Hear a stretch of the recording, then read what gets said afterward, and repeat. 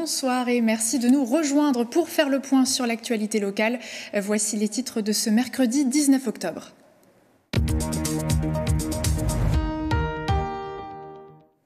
Augmentation des salaires, une problématique très actuelle face à l'inflation qui avoisine les 6%.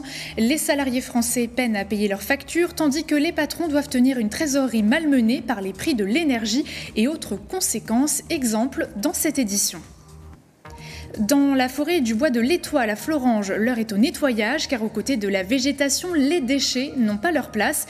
Une équipe de bénévoles s'est rendue sur site pour débarrasser le paysage des ordures et autres dépôts sauvages. Evil Freddy fait revivre Elvis Presley. Depuis une quinzaine d'années, cet amoureux du King monte sur scène pour interpréter les titres phares de son idole. Déhanchés, costumes blancs, bijoux clinquants et voix légendaire, tout est dans le détail pour faire vibrer le public. Pour demain, pensez à vous munir d'un parapluie. Le ciel de jeudi sera voilé avec quelques rares averses. Météo similaire l'après-midi avec possiblement des orages. Les températures seront plutôt douces, 9-10 degrés au réveil et jusqu'à 21 au plus haut. Ce n'est pas encore Noël et ses festivités et pourtant, au regard de la crise énergétique, de nombreuses mesures sont attendues.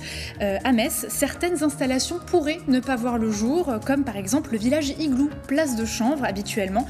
On fera le point avec notre invité, Sandro Di Bernardi, patron du Morito Bar à Metz. Mais avant, on développe les titres.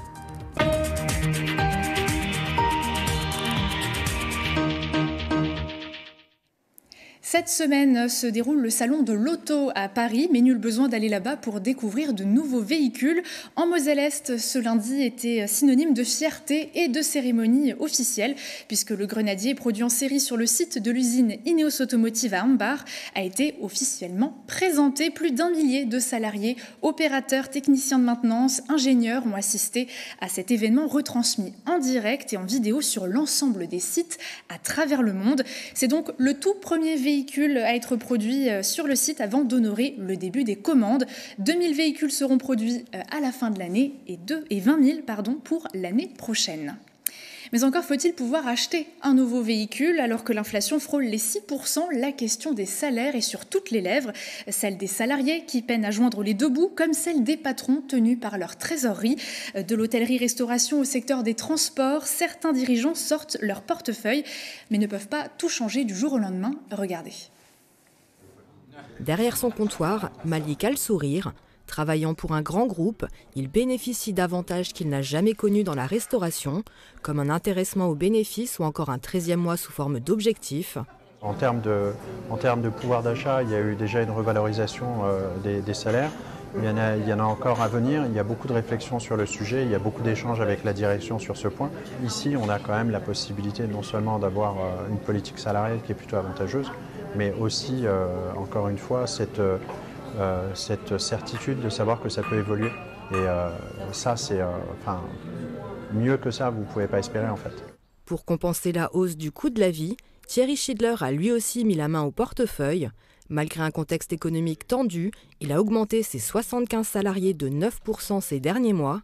L'augmentation, ça fait du bien, mais malheureusement, avec l'augmentation des coûts, le carburant, les coûts des produits dans les magasins, enfin, première nécessité, c'est vrai que quand on gère une famille, on peine des fois aussi à finir les fins de mois, même si on a eu des augmentations salariales qui sont les bienvenues.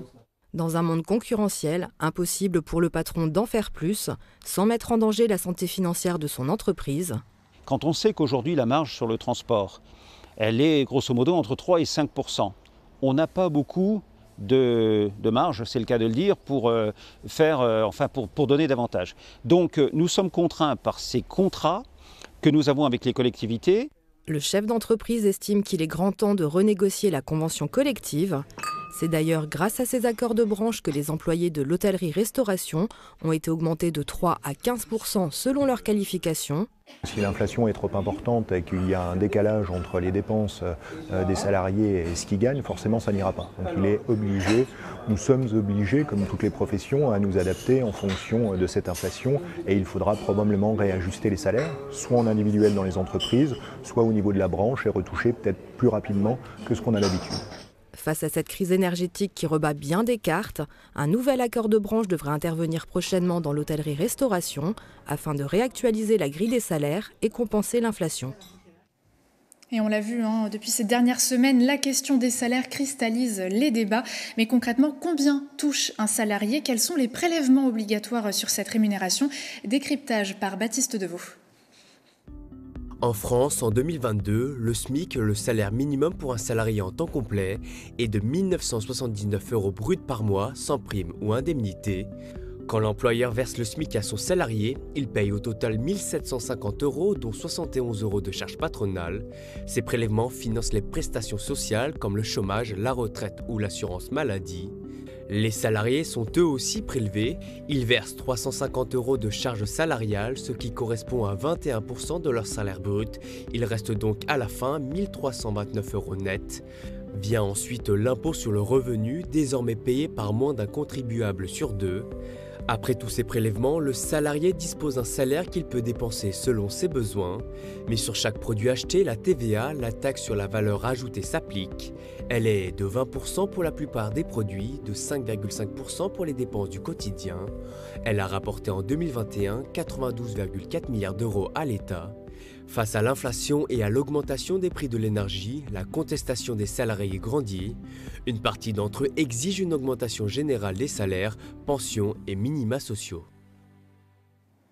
Et après avoir joué avec les chiffres, c'est le moment de se détendre et pourquoi pas dans l'eau avec de la musique douce et une lumière tamisée. Il s'agit du concept Snoezelen proposé au cœur de la piscine Bon Pasteur de Metz.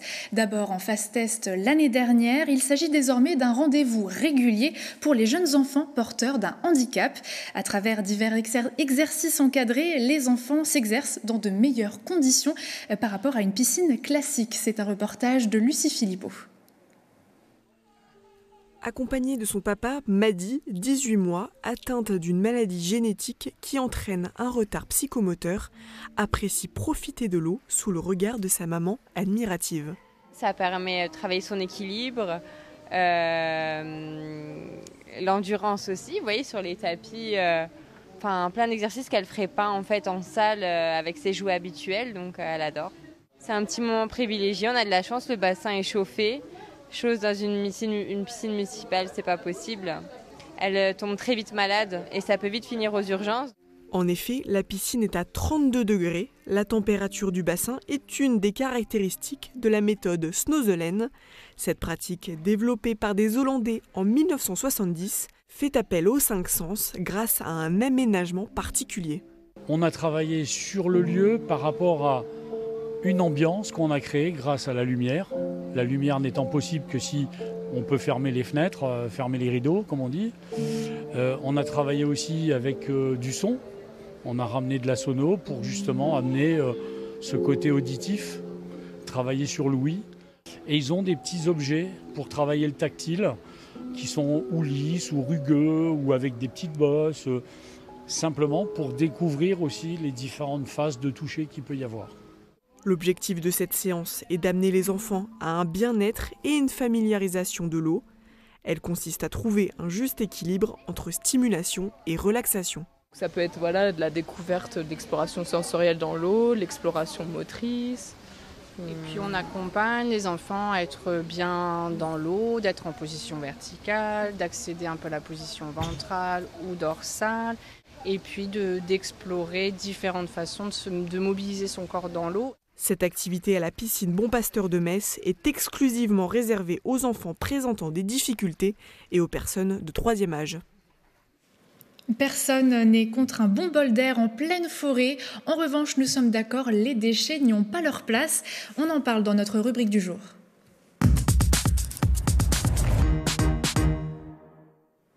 C'est donc le moment de se balader au cœur de la forêt domaniale de Florange. En vous y promenant, votre regard s'arrêtera forcément sur la végétation, mais aussi des déchets en tout genre qui viennent gâcher le paysage. Pour y remédier, la mairie a mobilisé des associations sportives aux côtés de l'Office national des forêts pour un grand nettoyage. Et vous allez le voir que ça va au-delà de simples canettes et de bouts de plastique. Regardez. Quand il n'y en a plus, il y en a encore.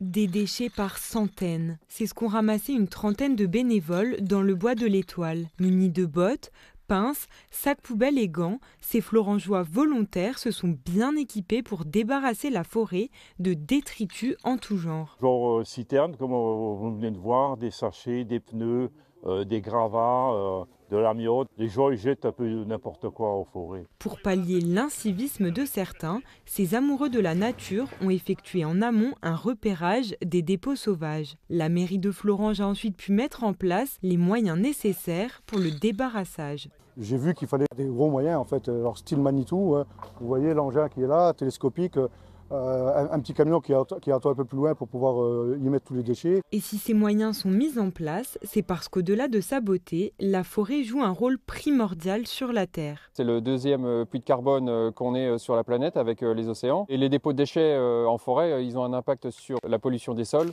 et donc la pollution des eaux qui passent dans ces sols, les eaux de pluie. Il faut savoir qu'une grande partie de l'eau potable qu'on a en France, elle est potable grâce au rôle de filtre que joue la forêt. Et donc cette eau, si elle passe par des déchets divers et variés, y compris des déchets industriels qu'on peut retrouver, il y a une atteinte à l'environnement importante. Et ces déchets peuvent aussi empoisonner la faune présente dans cette forêt de 195 hectares. Mais les pollueurs sans scrupules ne semblent pas prendre en compte l'impact de leurs gestes sur la planète, au plus grand regret des marcheurs. Honteux, c'est tout. C'est désolant. Ah oui, pas de civisme, rien. Et si, malgré la colère, la motivation était présente lors de cette opération de nettoyage, les marcheurs espèrent une prise de conscience du côté des pollueurs. Il faut quand même que les gens se responsabilisent et que nous, on ne fasse pas ça toutes les semaines. J'incite justement à tout le monde à toujours avoir un sac poubelle de sa voiture et s'ils ont des déchets, ils les prennent avec chez eux. Pour lutter contre ces dépôts sauvages, à Florange et ailleurs, l'Office national des forêts installe des pièges photos. Cela permettrait d'identifier les pollueurs, passibles d'amendes pouvant aller jusqu'à 1 500 €. Et c'est un dispositif qui porte ses fruits puisqu'une procédure judiciaire est en cours pour un dépôt d'ordures ménagères dans cette même forêt. On sort le ballon rond pour faire le point sur le tirage au sort du 7e tour de la Coupe de France. Tirage qui a eu lieu ce mercredi matin à Clairefontaine. Et Hambourg, club de Régional 2, a tiré le gros lot en recevant le FC Sochaux-Montbéliard, pensionnaire de Ligue 2. Gandrange se rendra à Strasbourg-Königshofen pour un duel de Régional 1, alors que Villerupt-Til a un bon coup à jouer en recevant Villers-lès-Nancy. Le FC Metz entre lui en lice et devra se méfier de son déplacement dans les Vosges pour y affronter Raon-l'Étape, spécialiste de la compétition.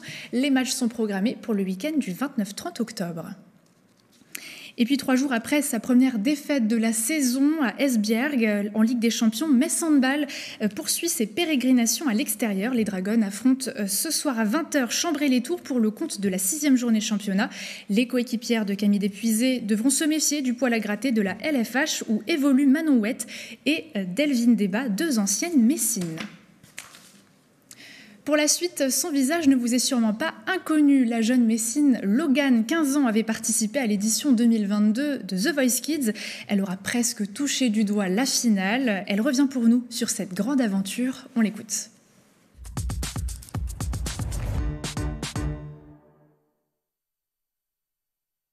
L'aventure The Voice, c'était une aventure incroyable. Au début de l'aventure, forcément, c'est impressionnant d'arriver sur le plateau. On prend un peu nos marques, quoi. Et plus ça continue, plus c'est stressant. On pourrait croire que c'est le contraire. Pour moi, en tout cas, ça a été plus stressant à chaque étape parce que tu sais que l'enjeu, il est un peu plus gros. Mais justement, j'ai appris de ce stress et maintenant, j'arrive à un petit peu plus le contrôler. Donc, ça a beaucoup servi. J'ai choisi Julien Doré parce que déjà c'est un artiste que j'admire et outre ça j'aime son univers assez décalé, assez drôle et puis surtout c'est un artiste très bienveillant et puis j'ai pu surtout le découvrir en travaillant avec lui et il y a des choses parfois qui ne peuvent pas s'expliquer, c'était juste une évidence. Quand je l'ai vu à l'audition à l'aveugle, j'ai su que c'était lui. Je pense que le concert à Nancy, ça a été un des plus beaux souvenirs de ma vie parce que c'était magique et c'était beau. Et je pense qu'il n'y a pas d'autres mots pour décrire ce moment. La suite. Pour l'instant, je reprends le cours de ma vie, entre guillemets, normal. Je reprends je suis dans mes études et puis on verra ce qui s'offre à moi. Mais là, voilà, je reprends ma vie de jeune fille de 16 ans et je compose, je fais mes petits projets de mon côté et puis on verra. Hein. Les portes s'ouvriront petit à petit. Pas de fausses notes non plus pour le prochain reportage. Le 19 octobre 1956, l'artiste américain Elvis Presley sort son deuxième album intitulé Elvis. 66 ans plus tard, ses chansons sont toujours connues et chantées, notamment par le Mosellan Evil Freddy. Depuis maintenant 15 ans, ce sosie vocal monte sur scène pour faire revivre Elvis, mais aussi son déhanché mythique et sa voix légendaire.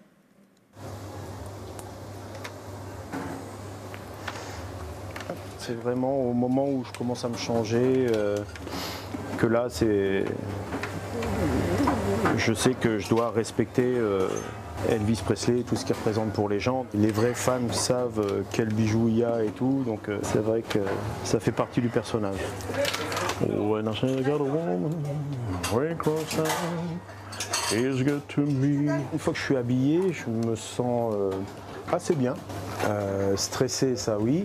Mais un bon stress, quoi. Comme je suis un anxieux, là c'est un stress plutôt pour me dire, tiens, pas oublier les paroles de cette chanson-là.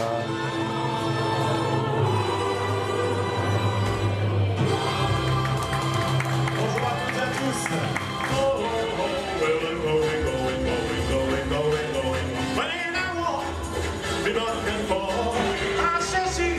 Là je vais chanter 1 heure.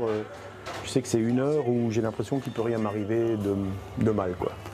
C'est vraiment une parenthèse, un échange avec les gens. Donc, puis rien que de voir dans le regard de certains et de certaines, on voit les souvenirs qui remontent quand on leur chante certaines chansons. C'est génial, quoi.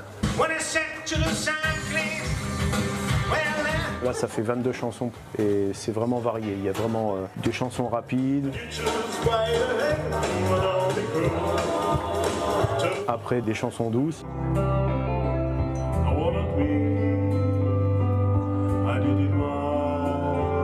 Et en général, je termine toujours par les 3-4 mêmes chansons des années 70, My Way, Suspicious Mind et American Trilogy.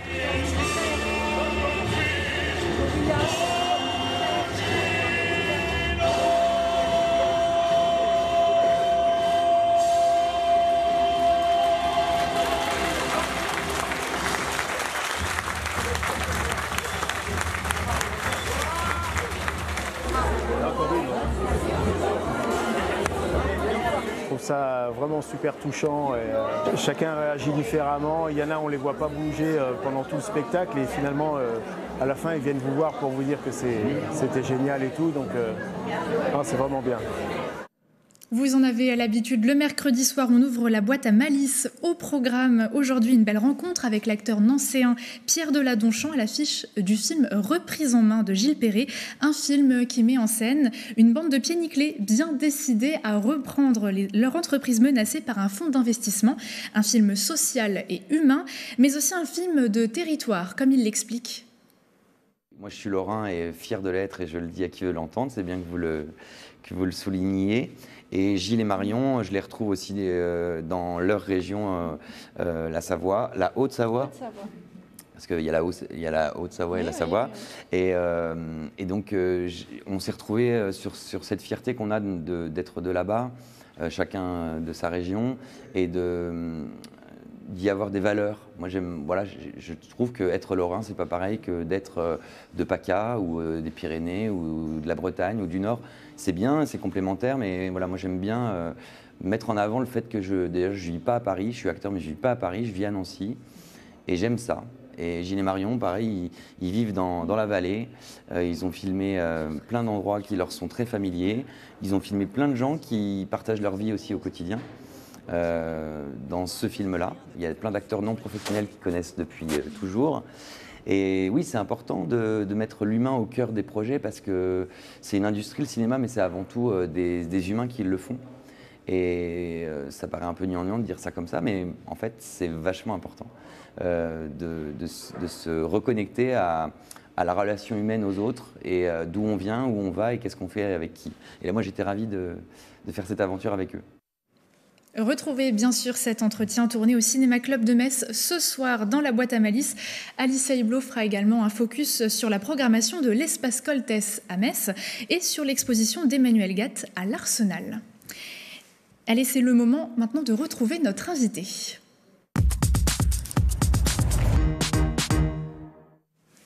Et nous sommes en lien avec notre invité par téléphone, Sandro Di Bernardi. Bonsoir. Oui, bonsoir. Oui, vous m'entendez bien ? Je vous entends très bien. Alors, on n'est pas encore à l'époque de Noël et de ses festivités, mais il y a déjà des décisions qui sont prises par rapport à tout ce qui est énergie, prix de l'énergie et sobriété énergétique. Vous faites partie de l'organisation du village d'Igloo sur la place de Chanvre à Metz. La décision pourrait prochainement être prise de ne pas réitérer cette animation. Déjà, première réaction, si c'était le cas, qu'est-ce que ça ferait pour vous et votre bar ? Tout simplement, déjà, on attend la réponse puisqu'on a déposé le dossier à la mairie il y a quelques heures ce matin. On s'est concerté avec les 4 autres restaurateurs pour proposer cette animation. Et on attend donc la commission de sécurité, l'urbanisme qui doit se positionner et la mairie qui doit nous donner une réponse définitive courant de semaine prochaine pour savoir si le village des Igloos, dans la version numéro 2 de 2022, aura lieu ou pas. À savoir que s'il n'a pas lieu, c'est un gros manque à gagner par rapport à toute l'activité qu'on a, nous, pendant l'hiver, en sachant que le marché de Noël n'existe plus sur la place de Chanvre depuis 2 années, qu'il est parti sur la place de la Comédie. Et ça donc, on a un manque à gagner puisqu'il n'y a plus d'activité. Donc ça va aussi être une perte de dynamisme pour vous si jamais cette animation n'est pas gardée ?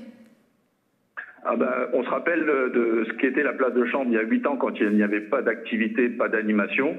C'est à peu près 30% du chiffre d'affaires qui est perdu cet hiver. Alors vous avez eu quand même 2 années consécutives sur ce village d'Igloo. Est-ce que vous avez un recul sur cette animation justement Est-ce que c'était souvent prisé par la population ?